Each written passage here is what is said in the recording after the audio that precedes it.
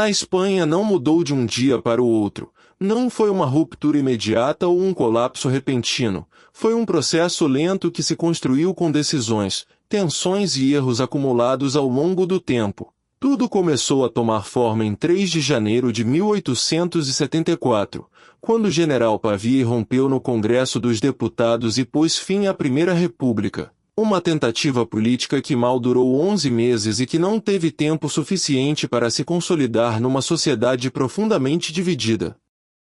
A partir desse momento o rumo estava traçado. O exército deixou claro que não confiava naquela experiência e optou por devolver o poder à monarquia. Poucos meses depois, em 29 de dezembro de 1874, o general Martínez Campos proclamou Alfonso, o jovem Afonso. Durante as décadas seguintes, especialmente entre o final do século XIX e o início do século XX, o país conheceu uma estabilidade superficial, marcada por acordos entre partidos que partilhavam o poder enquanto grandes setores da população eram deixados à margem. Paralelamente, a realidade social começou a mudar, a industrialização avançou de forma desigual, as condições de trabalho eram duras e o descontentamento começou a crescer em diferentes partes do território. Em 1890 ocorreram mudanças importantes como a expansão do sufrágio masculino, mas esta abertura não significou uma verdadeira transformação do poder, uma vez que o controle continuou concentrado nas mãos de uma minoria. Entretanto, os conflitos estrangeiros aumentaram a pressão. Entre 1895 e 1898, as guerras em Cuba, Porto Rico e Filipinas enfraqueceram ainda mais a posição de Espanha no mundo, e em 1898 foi consumada a perda das últimas grandes colônias, um golpe que afetou tanto a economia como a identidade do país. Esse mesmo período foi marcado pela morte de figuras-chave. Em 1897 foi assassinado Antônio Cánovas del Castillo, o que deixou um vazio importante na estrutura política que sustentou a estabilidade durante anos. A partir daí iniciou-se uma etapa diferente, conhecida como pós-canovismo, em que as tensões internas começaram a se tornar mais visíveis. A economia orientou-se para o protecionismo para tentar compensar as perdas, enquanto a desigualdade social continuava a aumentar. Algumas reformas laborais foram introduzidas para travar a agitação, mas foram insuficientes. As classes trabalhadoras ainda não tinham uma verdadeira representação política e o descontentamento continuou a crescer. Ao mesmo tempo, o país arrastava conflitos internos como o carlismo, além de novas correntes ideológicas que começavam a ganhar força. O anarquismo e o socialismo começavam a organizar-se e a questionar a ordem estabelecida. Tudo isto ocorria enquanto noutras partes da Europa já ocorriam transformações profundas, deixando a Espanha numa posição cada vez mais atrás. O que parecia estabilidade escondia um acúmulo constante de tensões, uma pressão silenciosa que não desapareceu, mas cresceu com o passar dos anos, preparando o terreno para mudanças muito mais profundas que viriam nas décadas seguintes. A virada do século não trouxe uma estabilidade real. O que parecia um controle começou a dar sinais de desgaste. Nesse contexto, em 17 de maio de 1902, Alfonso. A sua chegada marcou o início de uma nova etapa, mas também evidenciou algo mais profundo, a lenta decomposição da estrutura herdada do final do século XIX, uma forma de governar que tinha deixado de fora grande parte da população, especialmente as classes trabalhadoras, que não tinham acesso real à vida política. Trabalhadores, intelectuais e setores insatisfeitos. Durante os primeiros anos do reinado, os governos sucederam-se rapidamente. Em 1903, figuras como Maura e outros líderes assumiram responsabilidades no meio de uma transição constante, mas esta rotação não resolveu o problema subjacente. O próprio rei interveio em decisões importantes, gerando tensões institucionais que enfraqueceram ainda mais a estabilidade.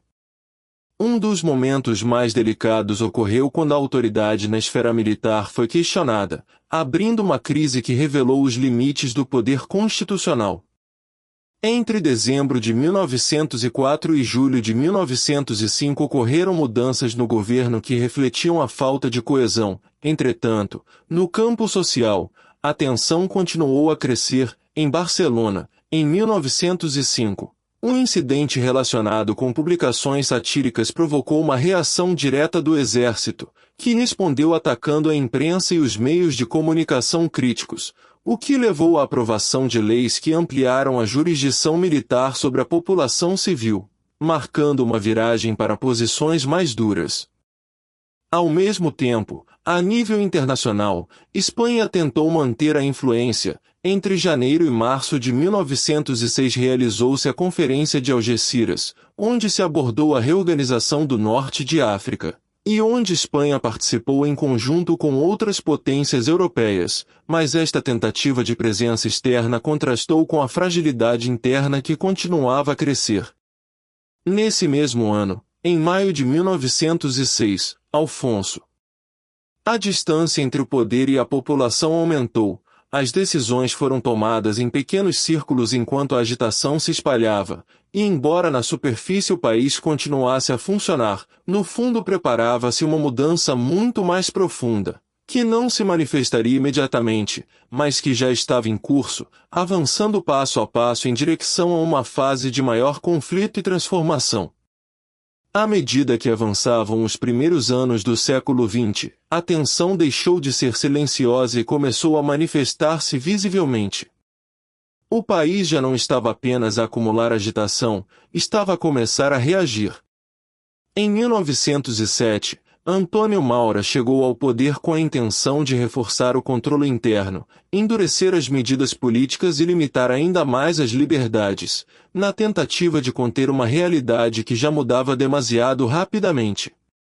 Mas a verdadeira viragem ocorreu em 1909, quando a presença espanhola em Marrocos se transformou num conflito aberto. O que até então tinha sido uma intervenção limitada tornou-se numa guerra cada vez mais dispendiosa, tanto em recursos como em vidas. A resistência em território africano foi intensa, e as derrotas iniciais, como a de Barranco del Lobo em julho de 1909, geraram uma forte reação dentro de Espanha. A guerra não foi travada apenas no exterior, mas começou a deslocar-se para o interior do país. O envio de tropas, muitas delas compostas por trabalhadores sem recursos, causou profunda rejeição, especialmente em cidades como Barcelona, onde a mobilização obrigatória foi vista como uma injustiça. A agitação acumulada encontrou então um meio de expressão direta. Entre 26 e 28 de julho de 1909, a situação explodiu. O que começou como um protesto rapidamente se transformou numa revolta generalizada. A chamada Semana Trágica trouxe à tona toda a tensão contida. As ruas encheram-se de confrontos. Ergueram-se barricadas, edifícios religiosos foram incendiados e a ordem ficou completamente dominada durante vários dias. A resposta foi contundente, o exército interveio para recuperar o controle e a repressão foi dura, marcando um antes e um depois na relação entre o poder e a população. O impacto daqueles dias não se limitou à violência imediata, deixou uma marca profunda que mostrou que o equilíbrio mantido durante décadas já não podia ser sustentado da mesma forma. Nos anos seguintes, longe de se estabilizar, a situação continuou a deteriorar-se. Em 1912, o assassinato de José Canalejas em Madrid confirmou que a violência política se tornou parte da realidade do país. Esse mesmo ano marcou o fim de uma das mais sérias tentativas de reforma dentro do poder, deixando mais uma vez um vazio difícil de preencher. A partir desse momento, a política entrou numa fase de instabilidade constante, os governos sucederam-se sem conseguirem consolidar-se, as decisões foram tomadas sob pressão e as tensões sociais continuaram a aumentar. Entretanto, a Europa entrou numa nova etapa com o início da Primeira Guerra Mundial em 1914, um conflito do qual Espanha permaneceu distante, mas cujas consequências econômicas e sociais foram fortemente sentidas no seu interior. A neutralidade não trouxe calma, pelo contrário, intensificou as desigualdades. Enquanto alguns setores beneficiaram da situação, outros viram as suas condições piorarem, o descontentamento cresceu e os protestos multiplicaram-se. O país caminhou para um cenário onde a estabilidade já não era uma opção real, mas sim uma ilusão que se desintegrava aos poucos. O que começou como uma tentativa de manter a ordem depois de 1874 estava a transformar-se numa crise cada vez mais profunda, uma crise que já não podia ser escondida e que abriu o caminho para uma ruptura muito maior nos anos seguintes. A partir de 1917, a tensão deixou de ser uma sensação difusa e passou a ser uma crise aberta. Esse ano marcou um ponto de ruptura onde múltiplos conflitos coincidiram ao mesmo tempo. Por um lado, o descontentamento dentro do exército, por outro, a pressão política de diferentes sectores e, ao mesmo tempo, uma crescente mobilização social que questionou os rumos do país. Em julho de 1917 a situação atingiu um nível crítico. Os militares organizaram reuniões para defender os seus interesses, enquanto os representantes políticos reuniram-se em Barcelona exigindo mudanças profundas, e, paralelamente, o movimento operário promoveu greves que paralisaram sectores-chave. O país ficou dividido em múltiplas frentes que já não podiam ser geridas com as fórmulas anteriores. Nos anos seguintes, a instabilidade tornou-se a norma, os governos sucederam-se sem capacidade de consolidação, as decisões foram tomadas sob pressão constante e a agitação social continuou a crescer. Em cidades como Barcelona, o conflito atingiu níveis extremos, com confrontos entre trabalhadores e forças ligadas aos interesses empresariais, gerando um clima de violência sustentada que mostrou a fragilidade do poder. Em 1920, o assassinato do primeiro-ministro Eduardo Dato confirmou que a violência política havia atingido níveis irreversíveis. Esse mesmo período foi marcado por um aumento significativo de greves, confrontos e ações radicais, à medida que o país caminhava para uma situação cada vez mais difícil de controlar.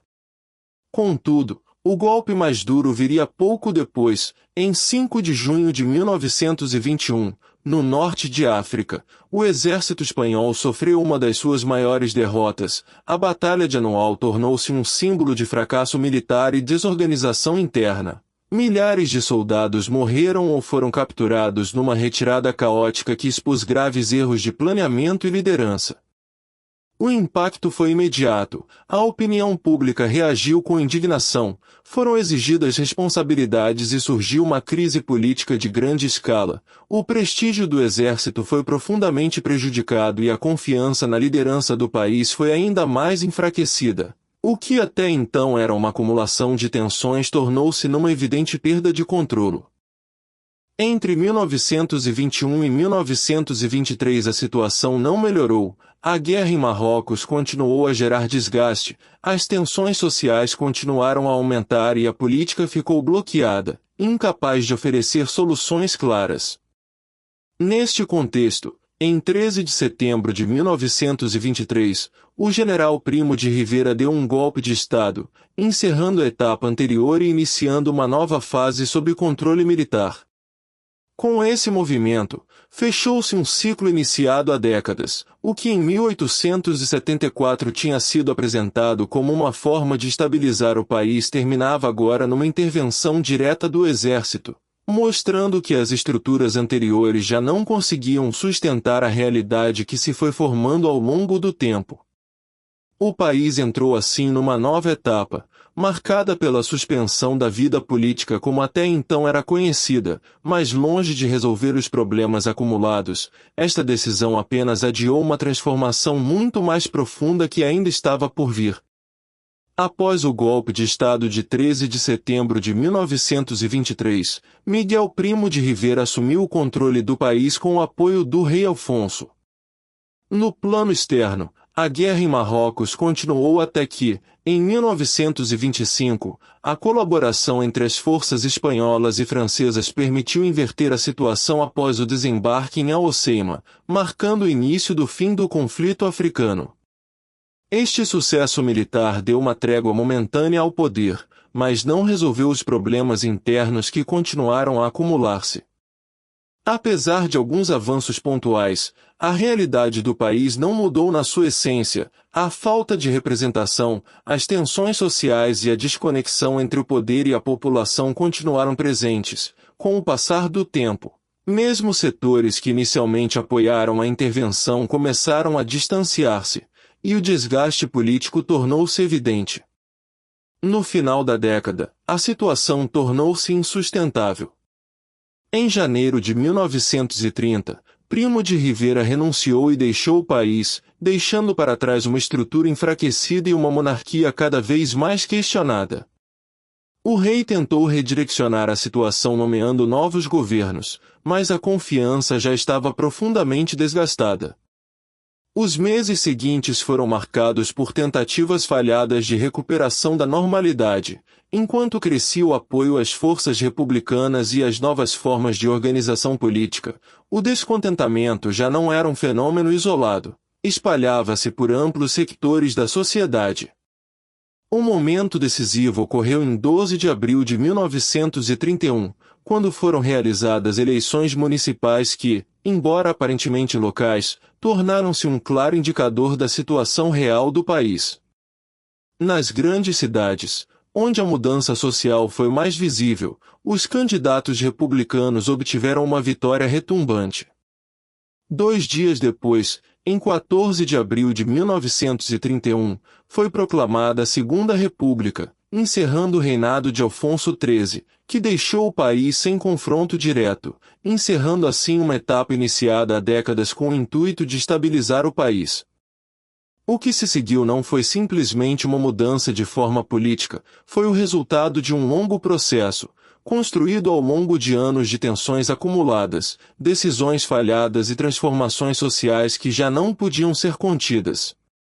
Espanha entrava numa nova fase, com novas expectativas, novos desafios e uma realidade profundamente diferente daquela que deu origem à restauração. Porque os processos históricos não param, evoluem, adaptam-se, quando a pressão ultrapassa certos limites, acabam por transformar tudo. E o que estava por vir seria ainda mais intenso.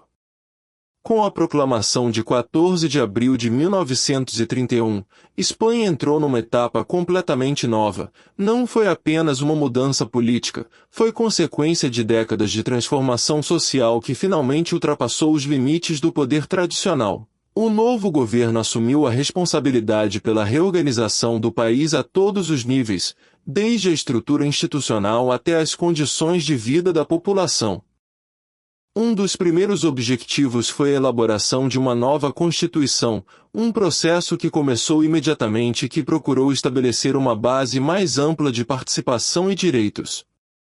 Em maio de 1931, foi proclamada a liberdade religiosa, marcando uma ruptura com a influência histórica da Igreja na vida pública.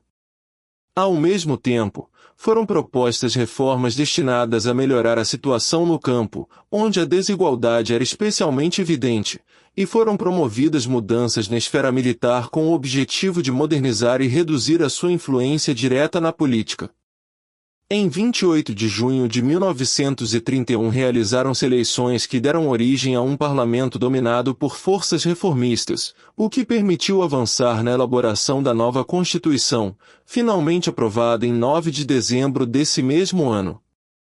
Este texto estabeleceu um quadro baseado nos direitos individuais, na reorganização territorial e num novo equilíbrio entre poderes, refletindo a intenção de adaptar o país a uma realidade social diferente. Porém, desde o início, a nova etapa foi marcada por tensões profundas. De um lado, setores que promoviam mudanças rápidas e estruturais; de outro, grupos que viam nessas transformações uma ameaça direta aos seus interesses e à sua forma de compreender o país. Esta divisão não era superficial, estava enraizada em diferenças econômicas, sociais e ideológicas que se acumularam ao longo de décadas. No local de trabalho, as organizações laborais aumentaram a sua influência, promovendo mobilizações e pressionando para acelerar as reformas, enquanto que, noutras áreas do país, especialmente nas zonas rurais, a resistência às mudanças gerou conflitos constantes. A distância entre as expectativas de transformação e a capacidade real de as aplicar tornou-se cada vez mais evidente. A nova etapa avançava com decisões importantes, mas também com uma tensão crescente que não desaparecia. O país não começava do zero, tinha uma história complexa, com estruturas sociais profundamente desiguais e uma população cada vez mais mobilizada, o que transformava cada reforma num ponto de atrito. O que começou como uma oportunidade de reorganização foi se transformando gradualmente num cenário de confronto, onde cada avanço gerava uma reação e onde o equilíbrio se tornava cada vez mais difícil de manter. Após a aprovação da Constituição em dezembro de 1931, o novo poder político iniciou uma fase de reformas profundas com o objetivo de transformar estruturas que estavam há décadas sem mudanças reais. A liderança de Manuel Azana marcou esta etapa, centrada na modificação de aspectos fundamentais como a propriedade da terra, a organização do exército, a educação e a relação entre o Estado e a Igreja. Na esfera agrária, a prioridade era corrigir uma situação profundamente desigual. Grandes extensões de terra permaneciam nas mãos de poucos proprietários enquanto grande parte do campesinato vivia em condições precárias. A proposta buscava redistribuir essas terras e permitir o acesso a elas a quem as trabalhava, com o intuito de gerar uma base econômica mais estável e reduzir o desequilíbrio social no campo. Ao mesmo tempo, promoveu-se uma transformação no exército, não só do ponto de vista organizacional, mas também adaptando-o às reais necessidades do país, reduzindo a sua dimensão e limitando seu papel político. Medida que procurou evitar as intervenções que marcaram fases anteriores. No campo educativo e cultural foi proposta uma profunda modernização, separando o ensino da influência direta da Igreja e promovendo uma educação mais laica, orientada para novas formas de pensar. Esta decisão gerou uma forte reação, pois afetou uma instituição que durante séculos desempenhou um papel central. As reformas não se limitaram a estas áreas, a questão territorial também foi abordada, abrindo portas a formas de autonomia em regiões com identidades próprias, o que representou uma mudança significativa na organização do país e na forma de compreender a unidade nacional. Contudo, cada um destes movimentos gerou uma resposta imediata. Setores conservadores, proprietários, parte do exército e grupos religiosos perceberam essas transformações como uma ameaça direta à sua posição, o que causou uma oposição cada vez mais intensa.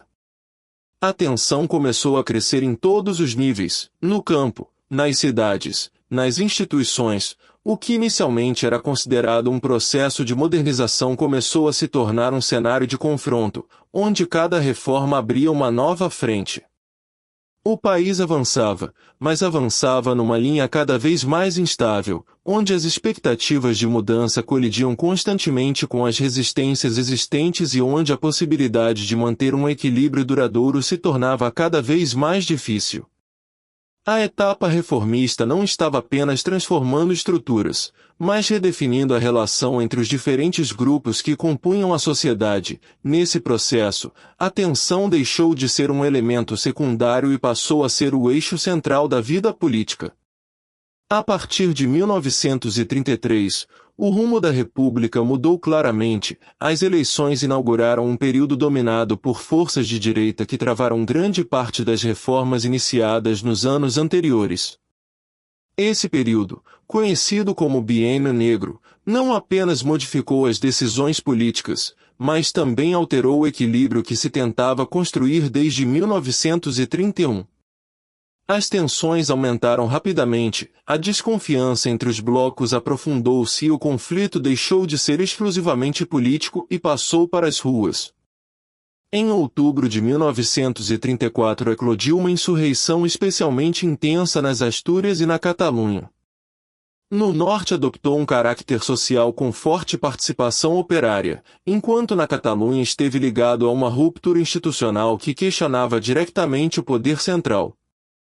Ambos os movimentos foram reprimidos pelo exército, deixando um cenário marcado pela repressão e ainda mais divisão. Acentuado. Após estes acontecimentos, o país estruturou-se em posições cada vez mais rígidas, onde cada decisão reforçava a percepção de ameaça no bloco adversário. O espaço para acordos foi drasticamente reduzido e a política passou a girar em torno do confronto permanente. Em fevereiro de 1936, novas eleições foram realizadas e venceu a Frente Popular, que devolveu o poder a uma coalizão de esquerda que tentava retomar as reformas pendentes, mas o contexto já era outro. O acúmulo de tensões havia transformado completamente o cenário, e cada medida era interpretada como um passo para um enfrentamento maior. A violência política intensificou-se nos meses seguintes. Ataques, confrontos e ações organizadas ocorreram em diversos pontos do país, criando um clima de constante instabilidade. Em julho de 1936, ao assassinato de um tenente da guarda de assalto foi seguido pela morte de um líder político de grande relevância, episódio que mostrou até que ponto a situação ultrapassava qualquer capacidade de contenção institucional. Em 17 de julho de 1936, um levante militar começou no norte da África e no dia seguinte, 18 de julho, espalhou-se pela península.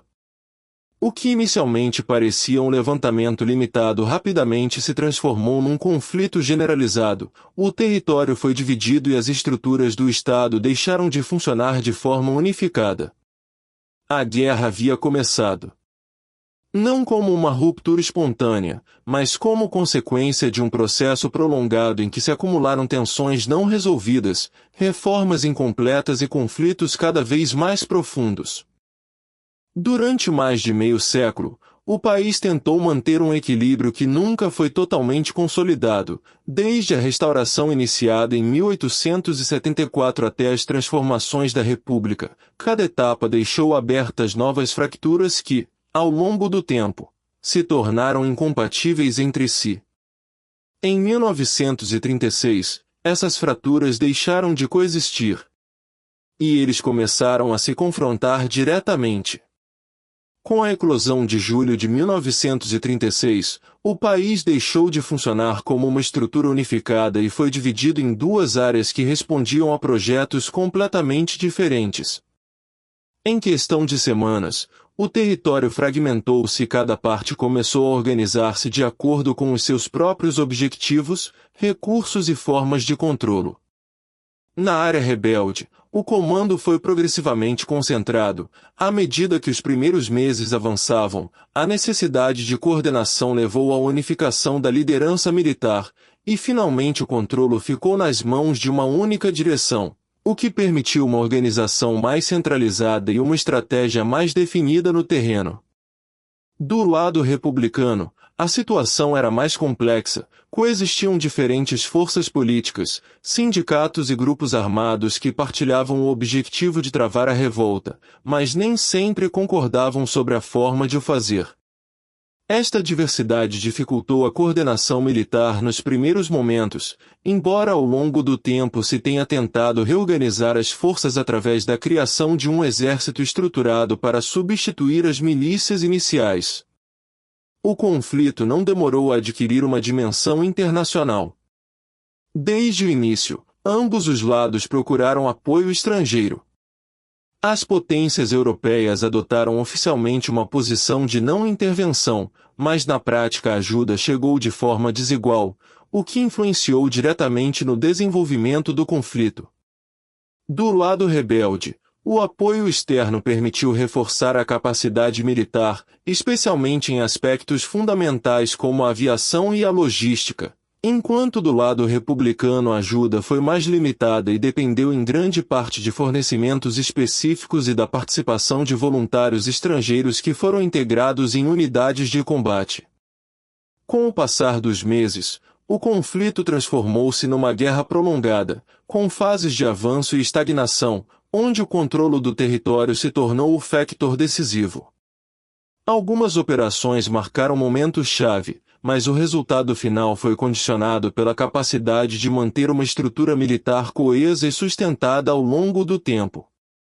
A guerra deixou de ser apenas um confronto interno e passou a ser um cenário onde se refletiam tensões ideológicas e estratégicas mais amplas, que ultrapassavam o próprio país, o que aumentava a sua complexidade e prolongava a sua duração. O que começou como uma revolta militar acabou por se transformar num conflito total, onde se enfrentaram não só exércitos, mas também modelos completamente diferentes de organização política, social e econômica. O país cruzou um ponto sem retorno. E o resultado dependeria não apenas da força no campo de batalha, mas também da capacidade de sustentar um projeto de longo prazo no meio de uma realidade cada vez mais extrema. À medida que a guerra avançava, o equilíbrio entre ambos os lados inclinava-se progressivamente. O que inicialmente era um confronto incerto começou a mostrar um rumo mais claro, a capacidade de organização. O controle do território e o apoio recebido do exterior marcaram diferenças decisivas no desenvolvimento do conflito. Durante 1937 e 1938, as operações militares intensificaram-se em diferentes frentes. Algumas ofensivas marcaram momentos-chave, mas também mostraram as limitações de cada lado. O desgaste foi constante, tanto em recursos como em vidas, e a guerra tornou-se um teste prolongado onde a resistência e a capacidade de sustentar o esforço foram decisivas. A ofensiva do Ebro, em 1938, representou uma das mais importantes tentativas de mudar o rumo da guerra, mas não conseguiu alterar o resultado final. A partir desse momento, a situação tornou-se cada vez mais difícil para o lado republicano, que viu como a sua capacidade de manobra era reduzida enquanto o avanço do outro lado se tornava mais constante. No início de 1939 a situação já era insustentável, o controle do território estava praticamente definido e as últimas resistências concentravam-se em pontos específicos. Em janeiro desse ano, as tropas avançaram sobre a Catalunha, e em fevereiro a sua ocupação foi concluída, deixando o resto do território sem real capacidade de reorganização. Madrid resistiu por mais tempo, tornando-se o último símbolo da defesa republicana, mas a falta de recursos e a impossibilidade de reverter a situação tornaram o desfecho inevitável. Em 28 de março de 1939, as tropas entraram na capital e poucos dias depois, em 1º de abril de 1939, foi anunciado oficialmente o fim da guerra. Com isto concluiu-se um conflito que transformou completamente o país, não só em termos materiais, mas também na sua estrutura social, política e humana. A guerra não foi apenas um confronto militar, foi a manifestação mais extrema de um processo de ruptura que se vinha construindo há décadas.